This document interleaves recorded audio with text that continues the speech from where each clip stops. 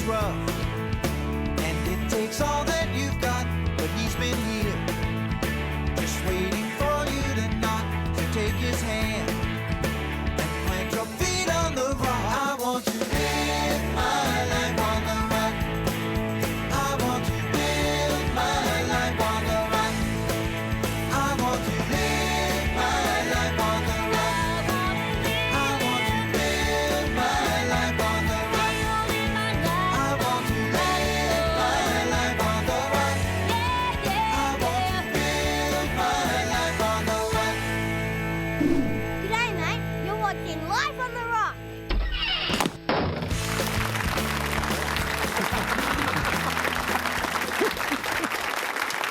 Hi, welcome to Life on the Rock, and we have another great show for you. We have the University of St. Thomas in Houston, Texas, and we have some students from that school. They're going to be talking about their faith and their college and what it's like to be a college student today. And we hope to promote the school, which is the Newman list of Catholic colleges in this country. They made that list, so we're happy to promote them.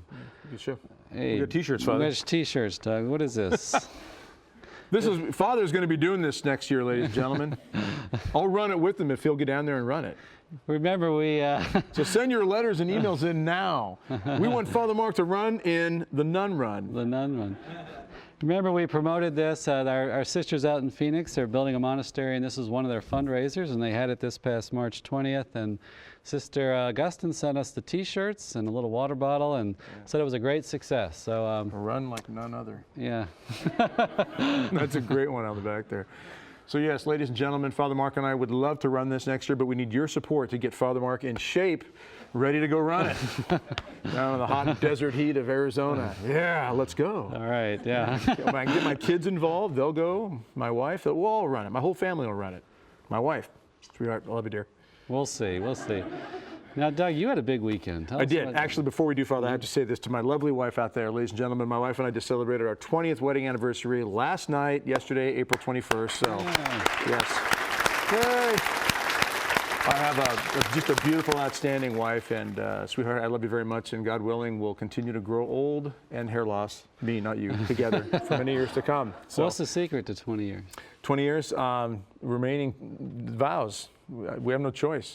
No, hey, it's prayer, sacraments, you know, communication, and a lot. You got to laugh. You got to have a sense of humor. Yeah. You got to have fun, and we have 5 beautiful children, 7 in heaven, 2 miscarriages, and 5 on earth here. And it's just been a real blessing to be married to that woman and have those great kids. And so I know you're so committed. You call your wife before and after the show, and you're always talking to me about them and stuff. So. That's a great witness. Great witness, Mary. I appreciate that. Thank you. I get paid well to do it. So. Now tell us about. Just kidding about that. Tell us about your weekend. You had Camp Gargano. We had, thanks be to God, we had a Catholic fraternity from the University of Nebraska come out to Camp Gargano last week, Friday and Saturday. They came in Friday night, left Saturday morning. We had a great time there with them, about 40, 45 guys. Put them through a workout, had a big bonfire out there till midnight, prayed a rosary, woke up on Saturday morning, went for a morning run. You know, challenge in the faith, challenge on the spiritual life, challenge the physical side of these men as well. And it was just a fantastic, you know, retreat. I want to invite other Catholic colleges out there. You got sports teams, you know, you got your focused ministry groups, things like this, missionary groups. You know, contact us. You know, let's set something up. Bring your group out to Camp Gargano and get a good workout, get a good spiritual retreat, body, mind, soul workout in there. And you know, weekend could be several days. You know, we've got a high school football team looking at coming up this summer as well from down south. And so, yeah, that's what we're looking to do, get more people out there involved. Okay, well, great. We wanted to talk about this opening segment too, the Pope's recent trip to Malta. This is Life on the Rock. We like to keep you abreast of our Holy Father and some of his addresses, and especially those to the youth. So we're going to talk about what he said in his address to the youth there. First, to say a little bit about his trip to Malta. On the flight out there, he had an interview with some reporters, and he said that you know, Paul, in his travels, when he was traveling to Rome, he was shipwrecked, and they swam ashore to Malta and received this warm welcome, and the faith took hold there. It's one of the earliest communities of the Christian faith where Catholicism took root. And the Holy Father said this shipwreck is a especially eloquent sign. You know, sometimes we all have difficulties and shipwrecks in our life, and God can bring a beautiful thing from that. He also said that there's vocations blossoming in Malta, which is something to be take note of. And he also said there's many refugees, I didn't know this, arrived from Africa, and they're heading to Europe, and Malta is a stopping off place for them. And he talked about how we must pay attention and try to resolve some of the issues and struggles they have to work for a dignified life in their own country and a dignified life as an immigrant to a new country. So those were some of the reasons. And I had to go to, my geography's not that good, and I wasn't sure where Malta was, and it's south of Sicily. We've had guests at the network from Malta, and it is an interesting place. Catholicism, as I said, is very old there. But in his address to the young people, he met with them, of course, and he just gave a beautiful address. I just wanted to pull out a couple themes of what he said. And first, he talked about how they were among the first to receive the good news, the gospel of Jesus Christ. And he talked about how Paul, on the road to Damascus, had this experience, right, with the risen Lord that changed him forever. His whole life was transformed. We know the story, and that how he went from being a persecutor of Christians to becoming a disciple. And not just any disciple, but the greatest missionary the church has ever had. And the Holy Father goes on to tell the young people, he said, every personal encounter with Jesus is an overwhelming experience of love. That Paul, after that experience, had this burning desire to go out and share the faith. Powerful message for us. We can't give what we don't possess. So we have to have our own interior life, our own spiritual life working to go out and to give that message to others. He also raises the point of, some people see the writings of St. Paul and they say, isn't he kind of severe? Isn't he pretty tough? And the Holy Father goes on to reaffirm, he says that God loves every one of us with a depth and intensity that we can hardly begin to imagine.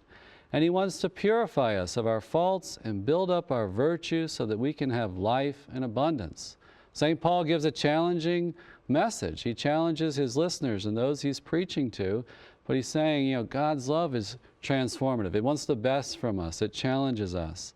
That God doesn't reject anyone, the church rejects no one, and God, at the same time, he wants us to be perfect. And so he goes on to tell the young people, he said, do not be afraid. He said, today's culture, like every culture, promotes ideas and values that are sometimes at variance with those lived and preached by our Lord Jesus Christ. And oftentimes they're given to us with great persuasive power. And there's great social pressures to go against the gospel. And the young are especially impressionable and can be swayed by peers. But he says, do not be afraid. Rejoice in his love for you. Trust him. Answer his call to discipleship. Find nourishment and spiritual healing in the sacraments of the church. That's a battle, right, Doug? That's one of your favorite themes. It's a battle out there. I think I've heard you say that before. A few times I've mentioned something about fighting or something, Yeah. but no, it's so true. It makes me think of a letter that Father Thomas Eitenauer had written on Good Friday on his website, speaking of the sinister chaos that has permeated so much of our society these days. The Holy Father talks about this countercultural way we're supposed to be living, because society is always going to be feeding ideas that will destroy us. And I think of what Father Eitenauer's letter, he talks about, if we weren't Christian, we could have good reason to despair, to be discouraged when you see this overwhelming weight of so much in our world that just seems to beat down marriage, beat down family, beat down the dignity of life. And yet our Christian faith, our values, which he tells the young people in Malta, cling to those Christian values, the Christian heritage of your country. We all should cling to our Catholic Christian heritage, and let that be what drives you and moves you to get out there and conquer hills for Christ, and beat back this sinister chaos Father Thomas Eitenauer writes about that is permeating so much of our society. Our young people are hit with so many things, from a lot of the addiction to the things that are downright evil, drugs, alcohol, pornography, and so forth. But then there's other things out there that are considered good that we can overindulge in. Right. And that also can be a distraction and pull us away from God. Right. So we have a lot of things out there that we have to be very, very careful about. And clinging to our Catholic heritage, as he mentions to the youth in Malta, is a critical way to be able to put things in proper perspective. And he ends the address by really giving an exhortation. He says, be open to giving yourselves totally to the service of God's people in the priesthood or consecrated life. That God might call you to this vocation. Be open to it. Have this radical openness to God.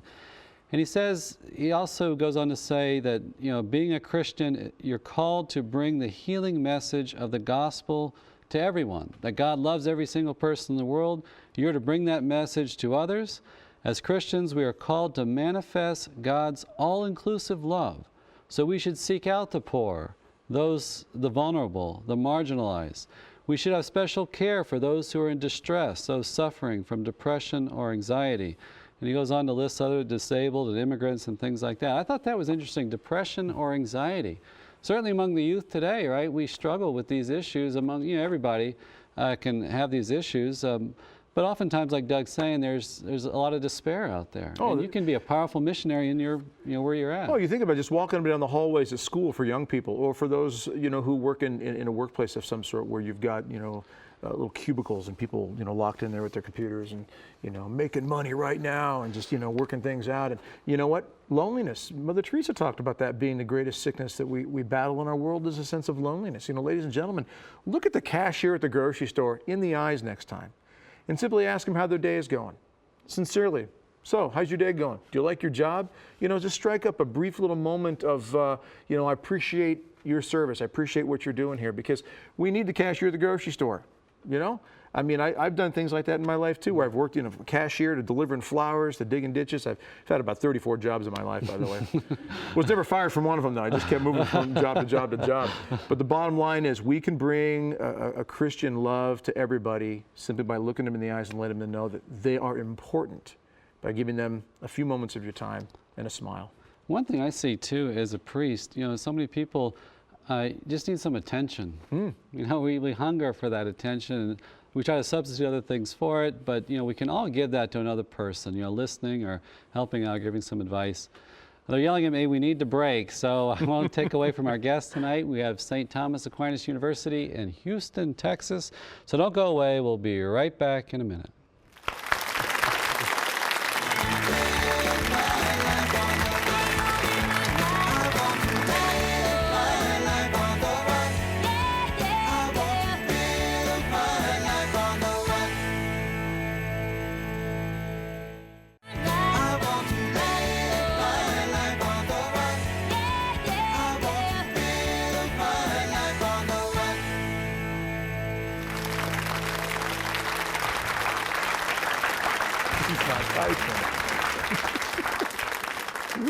We do have more T-shirts.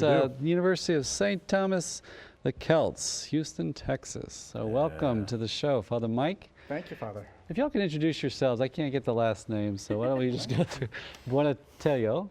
Father Mike Buenteo. I'm the chaplain of the University of St. Thomas. Okay. I'm Emily Biershank, joint English and Communications major. What year are you now? This is my second year at St. Thomas. Okay. I'm Ivan Earls. I'm a history and theology double major. Okay. And I'm a junior at the university. Member of the basketball team, right? Yes, sir. Yeah.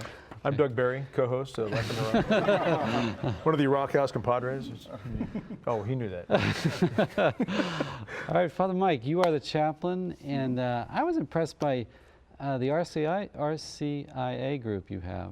You have a number of converts. We've been very fortunate with our program there. This year we had 21 in our group, and a very moving liturgy that we had at the Easter Vigil when they were welcomed into the church. It's a wonderful opportunity for me as a priest to also continue growing in my faith, and also to see the faith come alive as young people start to accept the message of our Lord and Savior Jesus Christ and the teachings of the church. And you really try to facilitate that, but you have a lot of sacramental things going on. What's going on there on the campus? We're very proud of what we do at the University of St. Thomas. Mass is celebrated 3 times a day, 7:30 a.m., 12:30 p.m., and 5 p.m. We do have a Latin Mass at 8:30 on Friday. That's an added Mass on that day. Confessions every day from 12. It says on the schedule 12 to 12:30, but oftentimes it's 12 to almost 1 o'clock. And in addition to the sacraments, the all-night adoration, 24-hour adoration, Wednesday to Thursday. So we're very busy, but it's a good Christocentric university where Jesus Christ reigns supreme. Yeah, you just can't beat that. I was studying at Mount St. Mary's, and they had these different masses and things going on, and you could just see the effect it has to keep things alive. Now, You also have a cowboy hat. And what's that all about? Well, I like walking in the shade, but it's part of the Texas heritage, and I am a native Texan. Are you? And so it's also good for me to be seen, visible on campus, in addition to my clerics, but I do want the university community to know where their chaplain is. And so if I wear the hat, there are other priests on campus, I'm more easily spotted that way. Now you have a marshal's badge on there. Well, yes, kind of like, it goes with being chaplain. The lawgiver there. Okay. Now, Emily, you are a member of Focus, right? Can you tell us about that and your work with that? Sure.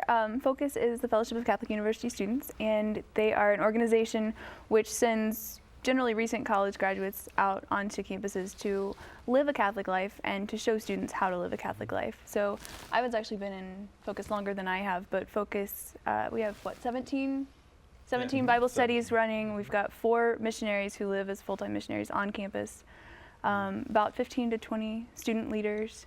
And that's great for an undergraduate student population of like 1,700, you all said, so that's a lot of Bible studies. And the Bible studies are, some are led by missionaries, but most of them, the majority of them are run by students.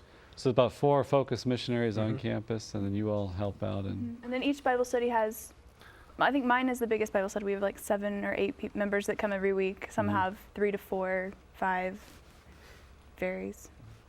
Can you tell us about the Celts for Life? What is that organization? Absolutely. Celts for Life is the student-run pro-life group on campus. We were really excited this past year. We got to go to the March for Life in Washington, D.C., which was phenomenal. It was really great to have that, to be able to take a group of students from Houston and show them that the pro-life movement is huge across the world, and to see hundreds of thousands of people who are out there actually doing something, and then to be able to bring it back on campus and share that with people in Houston and people at school. So it's Celts for Life is growing. We're excited to have. Yeah, I always find that true about the marches. That you're going out to bear witness, but also you get a lot because you get fired up by seeing. It's mostly young people. It's phenomenal to see how many people are all together for a common purpose and a common mission. And what are some of your activities for the Celts for Life in your area in Houston? Well, on campus we have coming up on Thursday. Actually, we're showing the movie Bella, and we have some members from the Bella Hero organization who are going to come and speak about the film, and we're going to show it. And then we have, for Lent, we had a group that went with the Knights of Columbus and went out to pray at the abortion clinic, every Friday during Lent. And I'm actually taking over as president. Well, we have elections, but I'm the only one running for president, so it's not official yet, but I will be taking over as president of Celts for Life. So we're really hoping to work more with members of the community that are out there and get to know other pro-life groups around Houston. We haven't done a whole lot with different groups yet, but. And you're communications and an English major. And what do you hope to do with that when you get out there in the big bad world there? I'm not It's a good world, but it's fallen, right? Sure. I haven't done a whole lot with either yet, like professionally in any way. I'm taking TV broadcasting next semester, and I'm taking broadcast journalism, and I want to take news writing. So I want to do like the more of the PR type work eventually. And you all do internships, right, with Salt and Light up in Canada? Some of Michelle you? did, one of our students did. She's here. I haven't done one. But. Now, Ivan, you're one of the first basketball players there at this school? Yes, this season was our inaugural season. So, we had our first game on Halloween, actually. And I got to score the first buckets in, I think, 25 years. So. Oh, they had a team 25 years ago? Yeah, and then, so this will be the second time around, I guess, the inaugural season. So it wasn't the first bucket you've scored in 25 years. Just making sure. Now, you're also a Focus student leader, right? Yes, I've been a student leader for about 3 years now.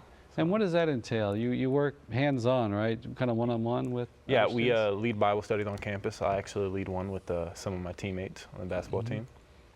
And the kind of the mission of Focus is to, it's based off of the Bible passage 2 Timothy 2:2. And if you forgive me, I'm paraphrasing a little bit. It's like pass on to others what I passed on to you. So to teach teachers to teach. Right. So do kind of a discipleship program type thing, to where I have a kind of a mentor that is a missionary, and then I take another student, and I kind of mentor him in a way, and we each lead Bible studies and things like that. So it's a great way to see an example of someone else living, you know, a faith-filled life as a college-age student. And you've been happy with St. Thomas University? Yeah, it's the best decision I've ever made coming to the university. What do you like best about it? Just the environment, to be able to pursue all the things that I want to do. You know, I get to study academics, I get to study history and theology, two subjects I'm very interested in. I get to play basketball, and I get to do it all in a setting that helps me grow as a person and in my faith. Yeah, that's good. And you actually went to World Youth Day, right, with a group? Yeah, I was lucky enough to be able to go to World Youth Day. I was one of the last people who signed on in our group of maybe 15. You know, our campus minister, Sister Mara, called me in one day and was, Ivan, do you want to go to Australia? You know, I was kind of taken aback. And this was maybe a month before the trip. Yeah, she pulled her signature wink. And she just asked me if I wanted to come, and I was like, okay, yeah, let me think about it. She goes, I need to know in about 10 minutes. So I just told her yes, and I was lucky enough to be able to go, and I had an amazing time. Oh, great. Now, Father, from your perspective, what do you see in the students, and what makes St. Thomas special in your eyes?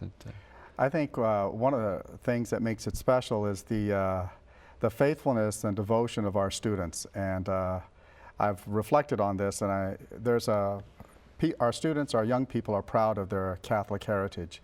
And we provide the environment for their Catholic faith to grow and for them to mature as a young adult. And I think that's the big revelation for me. My background is high school education, and I've moved into the University Apostolate a year and a half ago, and just this wonderful revelation of young people who are proud of their faith and are seeking more of the truth and aren't afraid of the truth.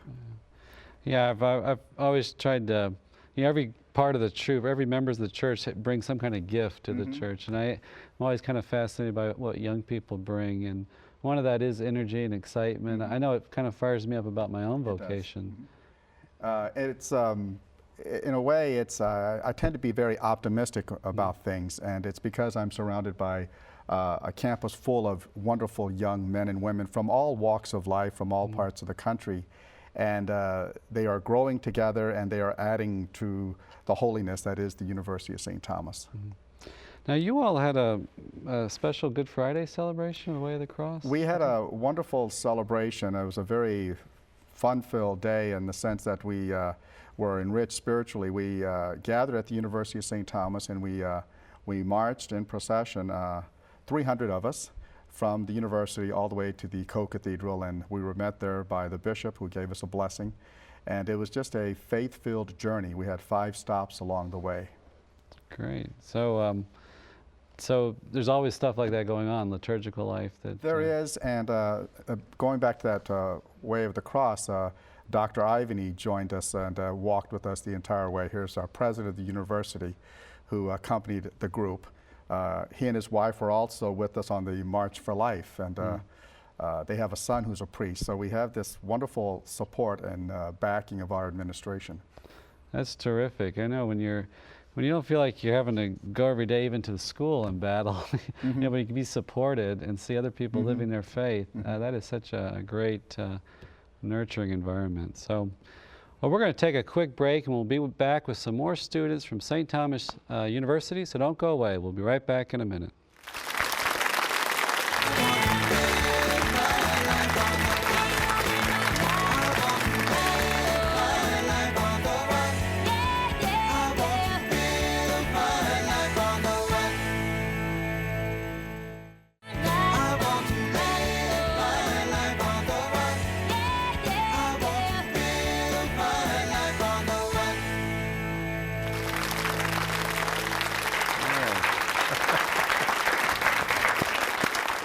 Hi, welcome back to Life on the Rock, and we have some students and a professor from University of St. Thomas in Houston Sister, is it Damian Marie, right? If you could introduce yourself, your full name.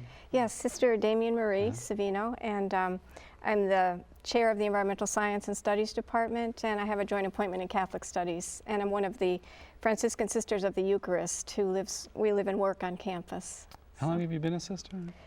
I've been a sister for, I guess, 25 years. 25 years, congratulations. Sister, did you say environmental studies? Yes, environmental science and studies. What's yes. your take on the Icelandic volcano right now? Is it global warming that's causing all of this? Is Al Gore right? That's what I want to know. And why is he making so much money on these books and then we can't see him anymore? Is that traveling? Well, probably we will experience some cooling after this volcano, after all the ash gets into the atmosphere. But actually, it's in the courses that I teach, we talk a lot about volcanoes and the movement of plates and global warming and all of that. And I really try to give a balanced perspective.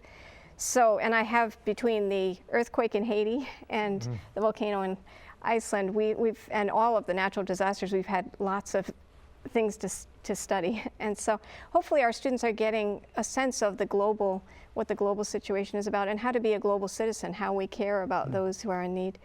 So. And Christians really should be on the front line of a proper understanding of the environment and care for it, right? Because it's right out of Genesis, first chapters of the Bible. Yes, and as a Franciscan sister of the Eucharist, and you being a Franciscan also, in the beautiful grounds here, it really is central to our faith. And I think this Pope, Pope Benedict, everyone calls him the Green Pope, his theology of creation really has a great depth to it. So we're really glad to be able to teach that in our program at UST. And I'm really trying to support the program into being a very Catholic approach to environmentalism, because it really is central to our faith. Sometimes gets marginalized, and but very or central. out of balance. I mean, it's not that Christians can hold it in the proper balance. And as Pope Benedict says, it's a yes and religion, and so we should be able to say yes to the created world and also yes, for example, to life. Right. So I'm also one of the faculty advisors for the Celts for Life, and are really hoping our program can bridge both of those and can. Sister, regarding the Pope and his writings, and there are some who have accused him of being an environmentalist, wacko, so to speak, I guess. Is he not really just basically saying we are to be good stewards of all that God gives us and keep things in proper perspective? Well, not blowing it out of proportion, but he's not siding with the more liberal mentality of environmentalism and global warming, approach. As so much as he's saying, if I'm understanding correctly, we just need to be respectful of what God has given us and take good care of it. Yes, and I think even in a deeper way, what he's drawing upon 2,000 years of tradition we have in theology regarding creation, but he's seeing this as a way to reach young people. And in his addresses to young people, he has often spoken about the earth and about creation, and the fact that if we can understand the laws that are in nature and come to respect them, we can also come to understand the laws in our own hearts. So there he goes again, trying to be clever and trying to use it as a vehicle also. While being true to the theology of it, he's also trying to use it as a vehicle to reach young people in today's world and help them understand that the church is really on the forefront of this. Yes, well, that's why in our programs we're trying to at least incarnate some of what he's saying, and so we bring our students out in the field a lot, all students of all majors, certainly our majors, but all students, and bringing them down to the Gulf of Mexico, helping them to replant areas that were damaged by Hurricane Ike. But the more that especially our urban students can learn, to be comfortable with creation, to observe creation, to really see the face of the Creator in creation, right. Then hopefully that can be a springboard for a whole sense of a moral theology. We want that to be a foundation. Can I ask the two students here, I know, Father, you haven't introduced them yet, but you got a big recycle program going on at the university there? Yes, we do. Good for you. That's awesome. Yeah. Turn that plastic into something new tomorrow. We've been #1 in Texas in Recyclemania for the past 2 years. This year we just came in #2 in Texas. Recyclemania? Yeah, it's a university competition. Sounds like a wrestling show. Recyclemania, mania. And Doug, you're a recycler, though, right? I am, yes. I'm recycling hair right now. You kind of took me to task one night for not recycling. I did, yes. No, my family and I, my wife's been real good. She kind of got that established years ago, and but we, as a family, it's basically, you don't want to throw stuff in the ground that you know isn't going to decompose for, a gazillion years, if it could be turned into something useful. It's just, it's a good way of just taking care of things. So, okay, I like recycling. It's a good thing to do. It's a training in virtue. I think it's a precursor for training in virtue. Yeah. Well, let's get to our other two guests here too. If y'all could introduce yourself, what year you're in your majors. My name is Michelle Gautreaux. I'm a graduating senior this year, and I'm a history major, and I have a Catholic Studies minor and a theology minor. Okay. My name is Catherine Lott, and I am a sophomore this year, and I'm majoring in math. Okay. And Whoa, did you say math? Move my chair over a little bit. Math's like a foreign language for me. I never wanted to learn it, so sorry about that. Now, Michelle, you said Catholic Studies, right? Yes. What is that? They have an interesting program, don't they? They do. Sister Paula Jean Miller is actually the director, and she's a fellow Franciscan Sister of the Eucharist. And she's done a fantastic job there. And what she teaches is how to integrate your faith into the profession. And it's really fundamental things. How is what I am doing integrating into the church? How is my role as a historian or a math major or an athlete, how does that participate in the body of Christ? How does that work out? So it's a really great program. You can integrate it with any major that you take. It can be a major or a minor, as I have done as well. Okay. Can we talk about a little bit about you mentioned two sisters now, the presence of religious on campus. Yes. As from a student's perspective, could you all address that? I think it's very refreshing. I personally love it. My family is very close to the sisters there, and also to the Basilian Fathers. And I think it's just something that's really unique and beautiful when you're walking on campus and you can see these people. Obviously they all dress in religious, and they live in really strong communities. And it's just a great witness to the students. Now, I don't know if all Catholic universities do that, but I think it's a really strong quality of St. Thomas, and something that the students really respect and like. And it's great just to see them, just their presence, just being there and seeing them, is great. And Sister, you mentioned how you all do try to invite the students in sometimes to you. You have a house on campus, right? Yes, we live right on campus, and we have a program we call Augustine Without Walls, where we invite, every Friday we have a coffee house in the afternoon, and we have a staff of students who help the sisters, and we invite students, faculty, staff to come, and we'll talk about maybe the Pope's encyclical, some particular writing that the students pick up on, something that has happened in the news that has implications for our faith. And then we also take the students out for excursions into Texas. We went to the Painted Churches last weekend. We go for art excursions and environmental excursions as well. So we've been on campus for 11 years, and we were invited by now Archbishop Miller, who was then Father Miller, the president of the university. Right. So. And you mentioned something about a coffee house too, that sometimes that Yes, kind of appeals to me. Yes, that's Friday afternoons. We talk. It's kind of low key. The students always bake something. There's always food, and that always is a big draw for everybody. But the students they think of a recipe that they'd like to make, and then we have coffee and we talk, and other faculty come as well, so the students and faculty get to mix. So. And I think that's a great theme that we have in our Catholic tradition, this integration of faith and culture, that, as one of you all mentioned to me before, you're not all studying theology, right? You're studying different disciplines, but that Catholic faith can inform that and motivate that and take it to a new level, right? Even purify it. Yeah. Do you all see your majors that way? I know math might be kind of tricky, but I want to be a teacher, so being able to incorporate, my religion and my faith and what I'm teaching to my students is very important to me. Even if I'm not going to be teaching at a Catholic or religious school, it's part of who I am, and I'm actually a theology minor, and so it's something that it's integral to do whenever you want to. Whenever you're wanting to share something with somebody else, even if it is something like math, that is, 2 + 2 will always equal 4. You're teaching your students through your example also. Yeah, that is such a powerful effect that teachers can have on obviously on our young people. Now, you're also very active, right, in volleyball. You all had a successful year. Can you tell us about that? We are a 4-year program, and we have won our conference 2 years in a row now, which is very unusual for such a short-lived program.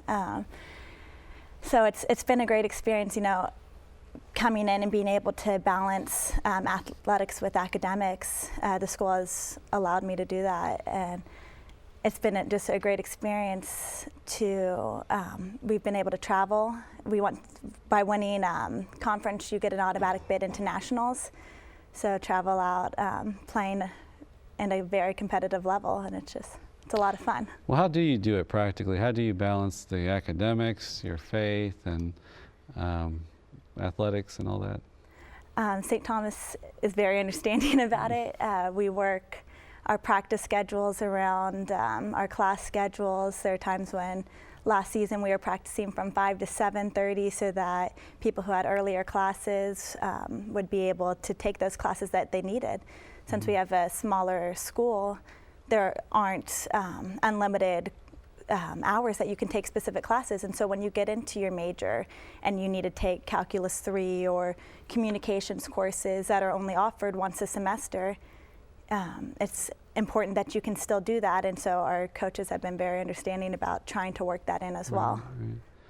Now, Michelle, you've been involved in the school paper. Can you tell us about that? That's kind of exciting. It is exciting. Our university student newspaper is called the Summa, and we're in our 2nd year. And I think it's really important because I think, you know, the inherent purpose of newspapers and the church is to spread the good news. And I think that media has kind of lost that goodness to it. So it's a great opportunity for students to participate in an example of truthful, good journalism. And along with the Catholic Studies program and, you know, my major, I was able to live that and actualize it in an internship with Salt and Light up in Toronto over my fall break. And that was just the best experience. I mean, what more could a university want for their students to be able to actually see it come to fruition, the faith and the profession. So it was a really great experience for me. So that's what your plans are, to go into the field of communications? If I could find a job. I would love to. I would love to be a driving, changing force in that field. That's so powerful and expanding. It's like nobody's even sure where it's all going with the internet, web, and all that. Yeah, it's a good time. I think it's a great opportunity for Catholics. I mean, there's a lot of stuff going wrong with media right now, and I think there's people out there with the drive and the passion, myself included, that would love to just kind of jump in on that opportunity and, you know, make a difference. Okay, well, thank you so much for joining us tonight. And we're going to take another short little break, and we'll be back speaking with the University of St. Thomas students. So don't go away. We'll be right back in a minute.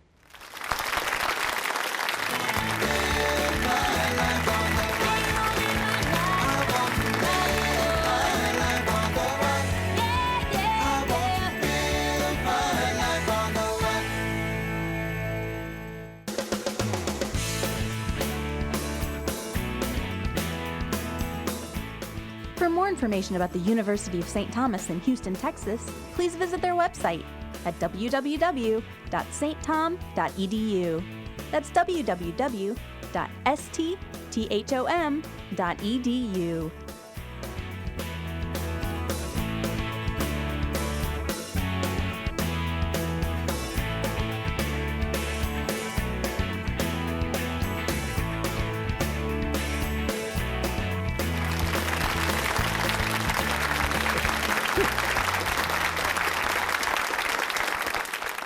Hi, welcome back to Life on the Rock, and we have some more students from the University of St. Thomas in Houston and a professor, Dr. Jeremy Wilkins. Yes, thank you. Welcome to the show, and John Ruff. Yep. What year are you in the major? I'm a sophomore right now, and I'm currently a double major in political science and communications with a minor in philosophy. And Catherine Aquila? Yes. Okay, and what is your major? I'm a studio arts major, and I'm a junior at that. Okay, great. Now, Dr. Wilkins, what do you teach? And I'm a theologian. I teach dogmatic theology. We have a school of theology which conducts programs for the formation of seminarians. So primarily I'm teaching there programs for seminarians and lay students, graduate programs in theology and diaconal formation, but also I'm involved in teaching undergraduate theology in our School of Arts and Sciences. I have both of these students in my classes this term. And grades aren't in yet, right? The grades are not in, and they've been warned.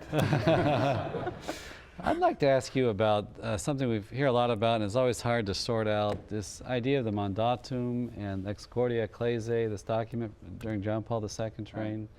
Because everybody's wondering that. Your Catholic University, are they faithful, right? And what do you say? Well, all of our theology professors, whether in the School of Theology or in the School of Arts and Sciences, have a mandatum from the local bishop. And in fact, at the seminary, of course, we have to take the profession of faith and oath of fidelity as part of our work in forming seminarians for priesthood. But also, I think generally our university enjoys an extraordinarily close relationship with the local church. The Cardinal DiNardo is on the board. He interviews each one of us as we're applying for theology positions.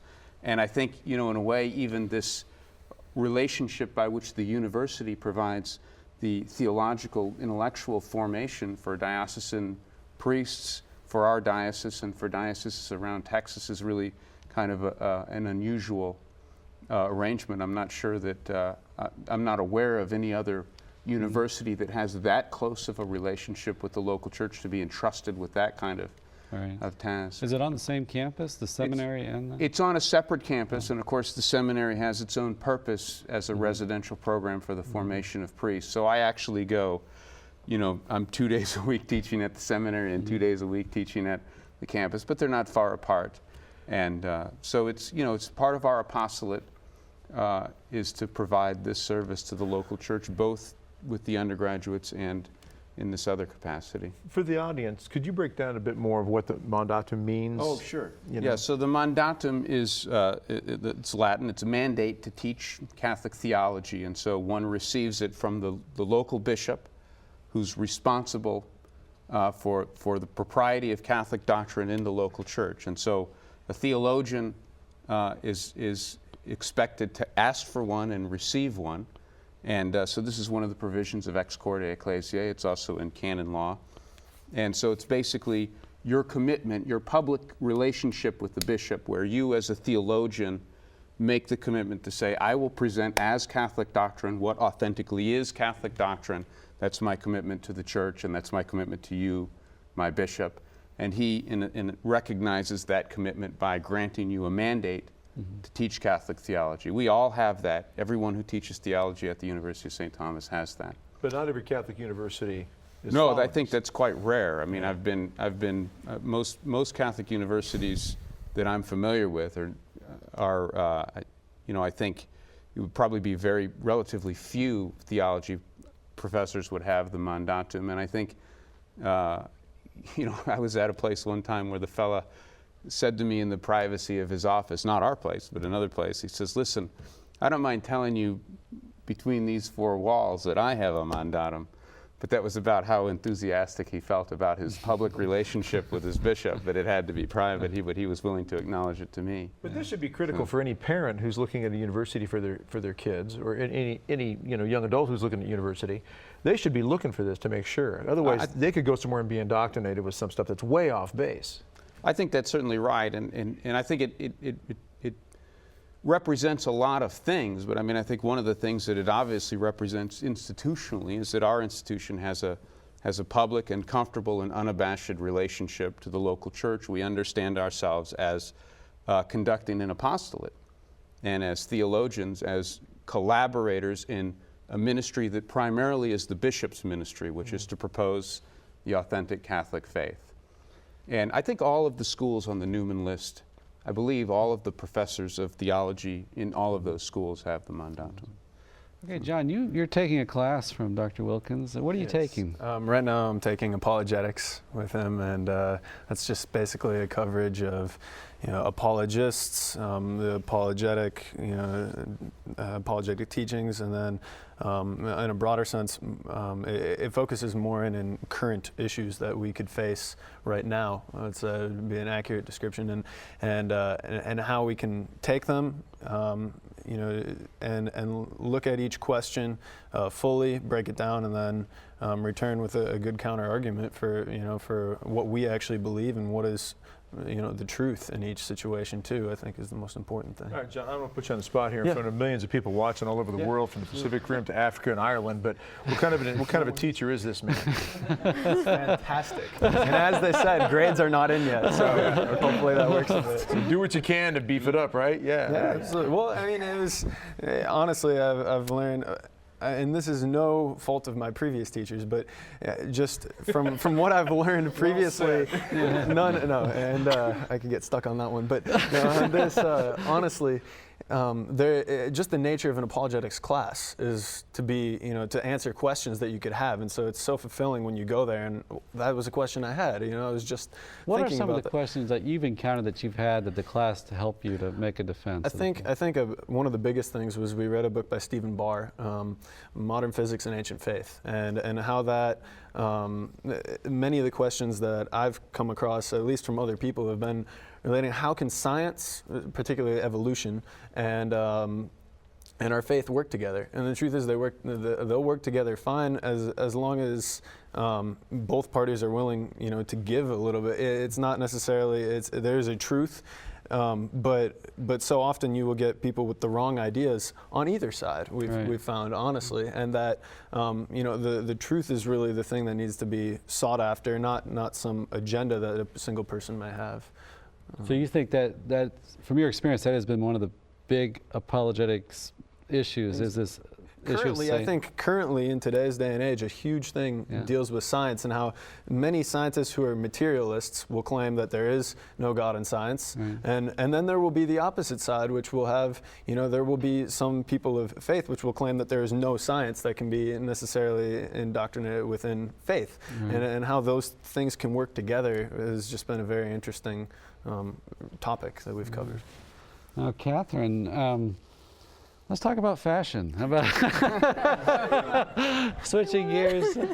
You're part of Pure Fashion. What is that? Yes, it's an organization run primarily by Catholics, and it reaches out to high school students, and it just, obviously, like the main challenge, I guess, against Catholics is the visual media, and I think that we're coming to an age where everything is visualized. Like there's so many images that are shot at us. So young girls tend to be subjected to falling under the influence of this, and so we just wanted to just stand up against this and be like, you can dress fashionably and modestly at the same time.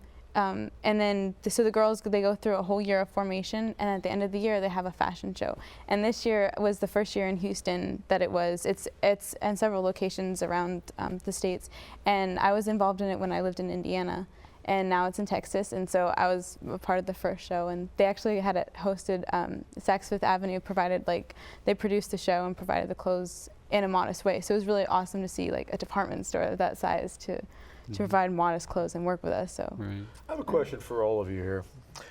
Get to the heart of this. You're talking about the great things happening at the university, from apologetics to math, our previous guest, the previous segment, athletics to fashion.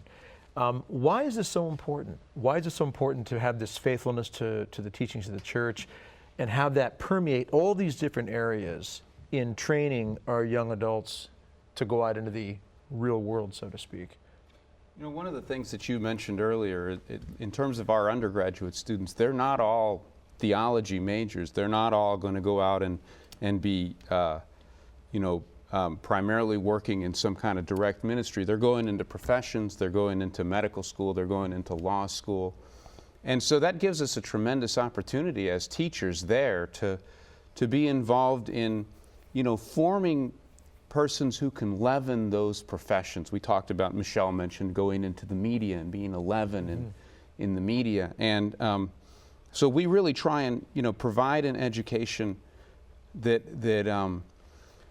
helps the students to grapple with and appropriate in a really deep way the meaning of the gospel. We invite them and challenge them to fall in love with our Lord and let that transform their lives. And our idea institutionally, in terms of what we're doing with undergraduates, is preparing people to go out into these different kinds of professional fields, who are able to connect their conviction as Catholics and the values of the gospel to the kinds of things they're doing in the professional world. So I like the quote of Chesterton, who said that if it was not for the Catholic faith, mankind would have destroyed itself several times over. It's kind of like what you're describing there then, Professor, is that it's necessary that the faith, that our values are not just a good idea, but that it has to permeate all of society in order for society to actually function in any kind of order. Well, absolutely. And I think another part of that, just when you look into specific majors or minors at the university and how they in themselves have this number of credit hours, but then also within the core, there's just this immense amount of theology and philosophy and finding that truth and then indoctrinating that into your major. And, for example, I'm looking at being pre-law as well. And in today's day and age, I think, not only with law, but politics, and especially, there's such a need out there for people of faith, not just that want to, the marches and all these things do a great job, but then there needs to be somebody in, either in the Senate or their representative or judges of all these sorts that are listening and receiving that and trying to permeate a whole different part of society that right now is very secularized and is not necessarily following, any right virtuous way. Well, as the saying goes, before laws can change, men's hearts must change. And if our hearts are not changed, transformed by the grace of God, and we're not going to the grace of God to fight for those things that are good and true and ordered, then society as a whole is in pretty bad shape. And I think that for me, especially since I'm an artist, and I find that you have a skill and everything, but then you need the context to utilize the skill. And I think that understanding humans and truth is a key point of, I guess, dealing with your vocation. You want to be able to understand humans. And so I think that in taking like philosophy and theology classes and literature classes, I actually now have a resource to pull from to help my art. To affect your art. And actually in Dr. Wilkins' class that we were talking about the abolition of men, and we came across this, he was talking, in the book he was talking about how men don't have virtue anymore, and he used the men without chest image from Plato. And so I was sitting in class and I'm just like, such a cool image, you have like men without chest, how would they look? And so I actually got an idea for a whole composition in a painting for my other class. So it kind of, like, everything is well integrated and relates. Terrific. I got to catch you because we're out of time, but thank you so much for joining us. Next week we have Chris Stefanik on, and may Almighty God bless you, the Father and the Son, the Holy Spirit, and we'll see you next week.